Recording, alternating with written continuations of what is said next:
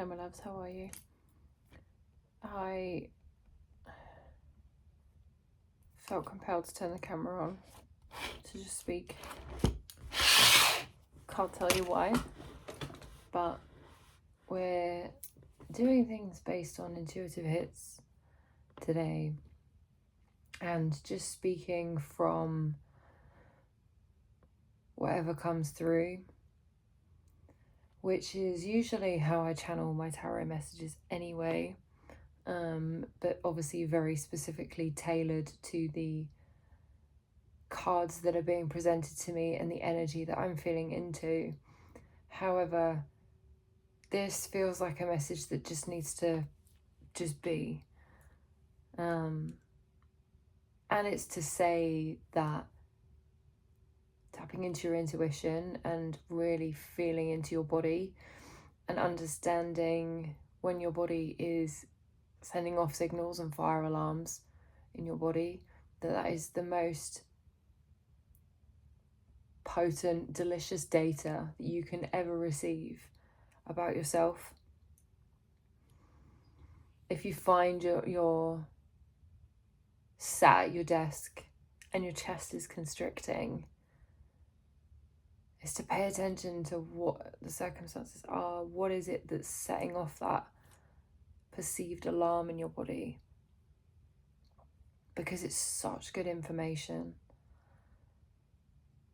It's something that I absolutely live by now, is using my body as, I want to say an alarm clock, but I don't like the word alarm because it feels like it's like alluding to that there's always a sense of urgency or there's always a sense of danger when there's, an alarm going off. However, even just as much as like subtle pings that I'll get in my brain that's like, I don't know, like go and make yourself a cup of tea, and literally just like stepping away from the desk for like 5 minutes, or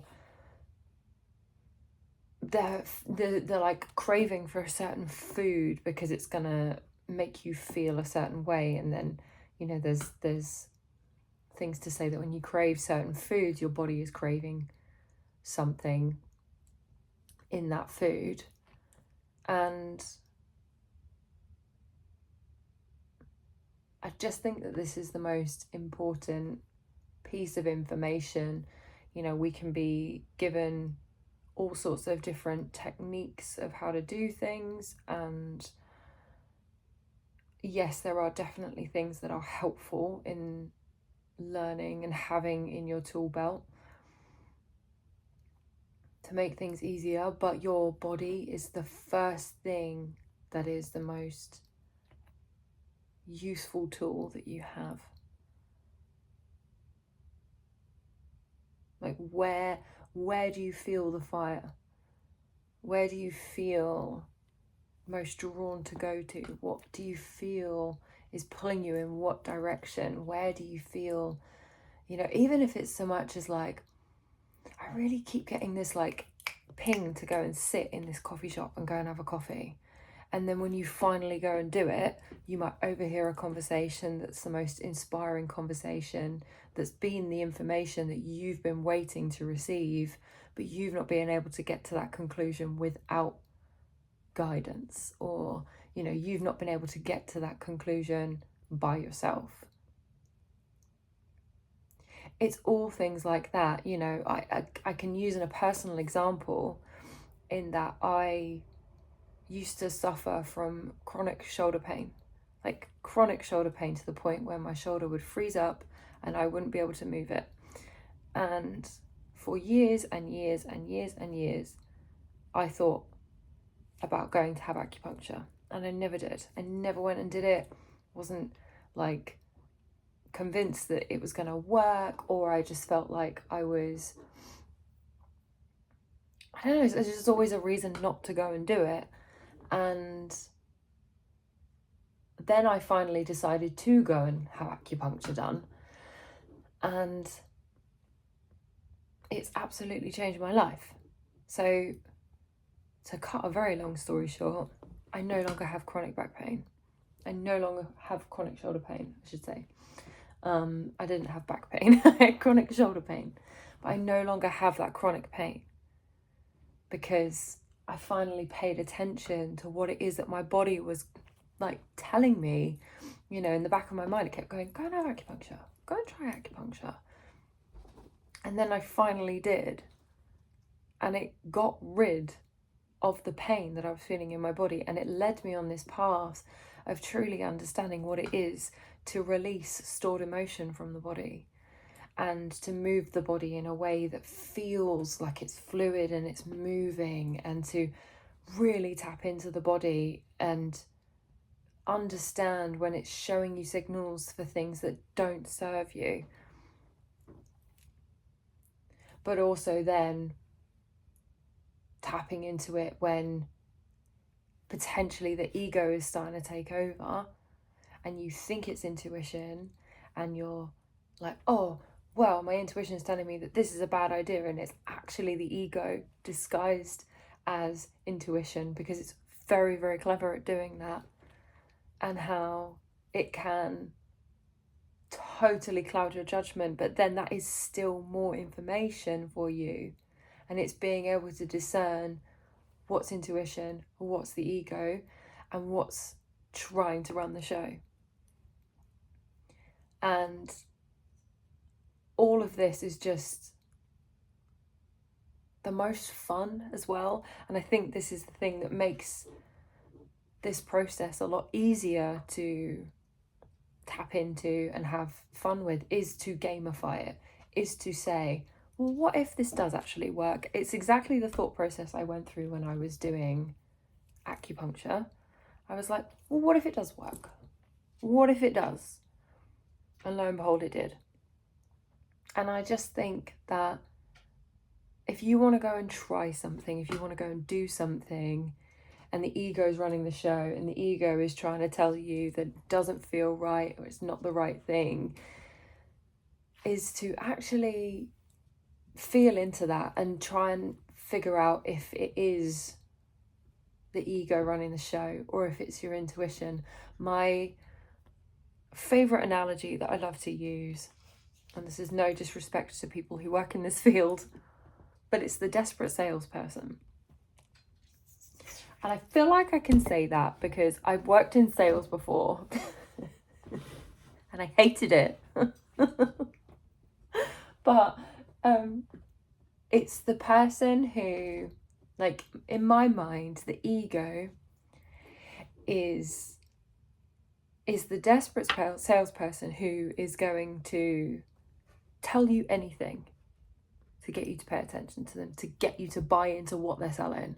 They will tell you anything you want to hear to get you to buy in, even if it doesn't serve you, because what your ego is doing in tandem with your subconscious is that it is keeping you in this feeling of being comfortable. And sometimes when we're feeling comfortable, it doesn't actually necessarily feel good, but it's familiar. So in your conscious mind, you would be thinking, I really want to go and change this in my life. But you find yourself not going to do it because it's in the not doing it that it's familiar, because you get to go and do that thing every single day. Because your brain knows what it's expecting. It's like when you start a new job, and it can be so terrifying to go and do. And there's almost this like bedding in period where your conscious mind is like telling your subconscious, we're okay, everything's fine, we're just figuring it out. That applies to anything you want to do, not just the job, but anything that feels uncomfortable. You know, we make it so easy to give ourselves that grace of bedding into a new profession or a new job, even if it's in a field that we're used to. But when it comes to our hopes, our dreams, our desires, what we're actually like feeling like our soul wants us to go and do, and what feels the most aligned and what feels the most easy and divine and just fluid for our bodies, we don't always necessarily allow ourselves that bedding in period. You know, it's like you go to the new job every single day and you're like, oh, I don't know if I should do this. Oh, I don't know if this is right. And sometimes it might not be right. Sometimes that, you know, the new job, actually, that energy that you're feeling in your body is showing you that perhaps you're misaligned there and this isn't the right path for you. But if it feels right and it's something that you want to go and do, you allow yourself that grace every single day when you're bedding into the new job and going, oh, I don't know how to do anything here, but it's okay because we're learning and we're figuring it out and we have people to support me in this space. And it is the same for your hopes, dreams and desires. But I wonder if there is this hesitation to share these things and to go out with these because there's more emotion attached to it and there's more stock in it for your mind or your ego. And it's to almost let go of those as well. Let go of the ego side of it, you know, and and to just play into the fluidity is what I want to say, of just whatever's happening. And to just truly gamify it. Like, I like video game analogies. I know a few other creators who use video game analogies, and I've always thought about it in the sense of like when like we're the Sims and you know you've got the Sim controlling the Sim. Stay with me here. But like when you play the Sims and your Sim is playing the Sims and you're controlling this like little character's life and doing all of these things, and I like the idea and the like gamifying aspect of like thinking that, you know, we could just say, oh, it's a simulation and let's play the game of whatever this is that we're playing, and just to have fun, like to just do what feels good, do what feels right, do what feels like it's the most good for you and the most good for anyone else as well. Like, it has to come from a place of feeling like your heart feels lit up and light and airy and beautiful, and you feel like it's easy and it's flowing, you know?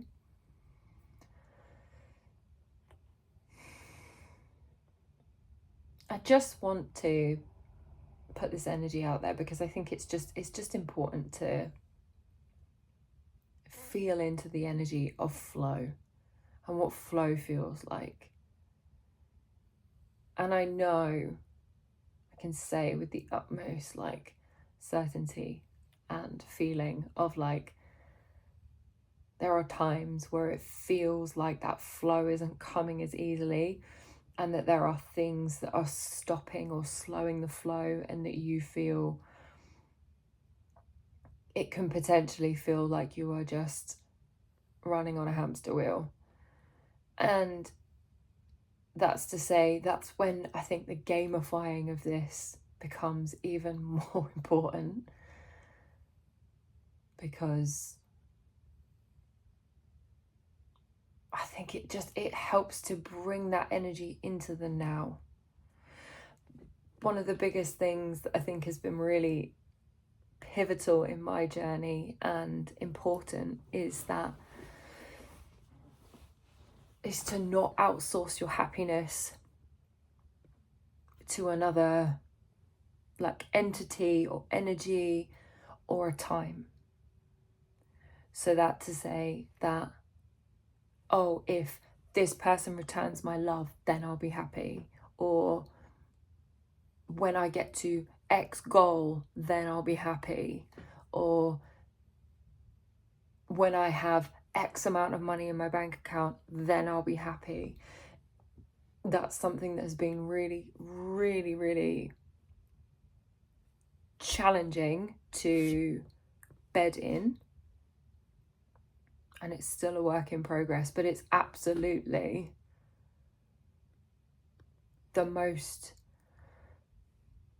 it's been the most influential thing in keeping me grounded and keeping me back in this now and energy, rather than reliving things that have just ultimately kept me in a standstill, like fear-based state of moving forward.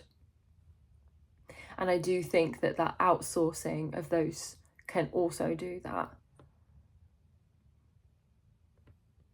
And again, this is where I think the gamifying it and the saying, well, what if I could do it this way? Why not? Why not try it this way? Why not try, feeling happy now? And I know that that can be easier said than done, and that can be quite like a flippant statement, but that's the game.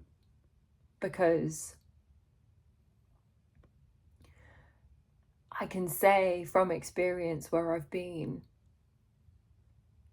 unhappy and outsourcing that happiness and waiting for well, when this happens, I'll be happy. When that happens, I'll be happy. And then I was like, well, that method has not been working.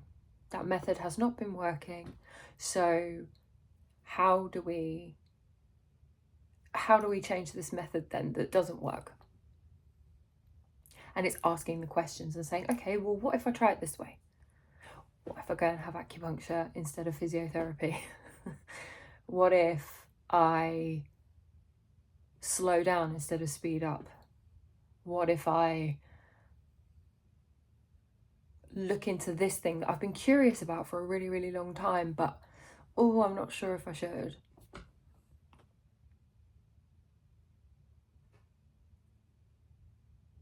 That is when you start hitting the sweet sauce, is when you start asking the questions. And then you can flow and, let go of the resistance. Let go of the ego going, oh, but everybody's doing this. Why should I be doing it too? Well, maybe there's something to try here, to see if it's something that serves you or it doesn't.